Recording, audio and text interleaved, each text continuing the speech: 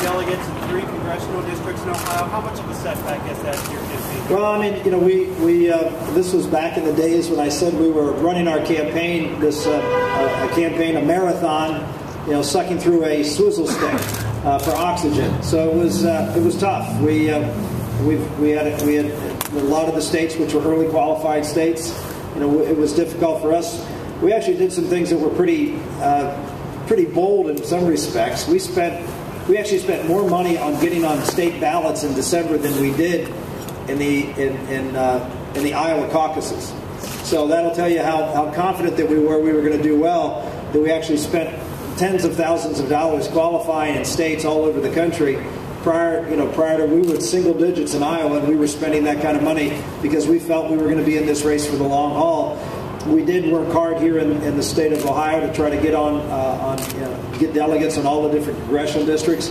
There were a few congressional districts in some of the urban areas that we had trouble finding delegates and getting petitions for. But it's just a handful, and as you know, they're proportional anyway. So you're not talking about a significant number of delegates one way or the other. We feel confident that we're going to do well here and pick up a very big haul of delegates. When you talk about felon voting rights in the bill, there's a report that the reason that you're getting this endorsement is because that the Attorney General was... Yeah, well, that's the Romney spin on this. I think what you heard was General DeWine was not familiar with the commercial, and so it would be hard to be the reason for him to endorse me if he hadn't seen the commercial in the first place. On the issue of felon voting, we actually talked about this in the debate, one of the debates, maybe 3 or 4 debates ago, when I challenged Governor Romney on what this commercial says. This is his super PAC, which he claims he has no control over.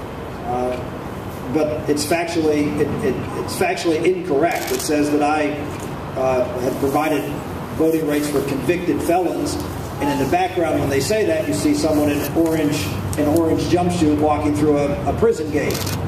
Well, that's not what my vote was.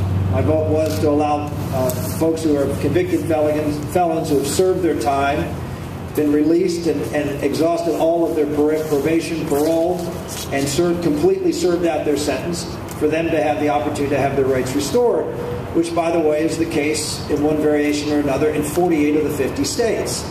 So it wasn't at the time, I think it was 31 states at the time, but there was clearly a movement that actually came to the Congress to give restoration of rights. Why? Well, if you look at it, I remember having a conversation with Chuck Colson a few months ago, where he told me when he came out of prison, there were 250,000 people in prison in America. There are now 2.5 million people in prison in America. Obviously, many of those, if not most of those, are felons, and a lot of them are nonviolent felons. And so what the increasing problem is, you have large swaths of people, particularly in the minority community, that are having their voting rights denied indefinitely. And I know, because Mike did agree with me on this, that I saw this as in some respects an issue for the minority community to restore, particularly men in the minority community, the opportunity to participate fully in civic life. And then I thought that was an important statement to make, to try to bring a lot of folks back into civic life after they have paid their debt to society.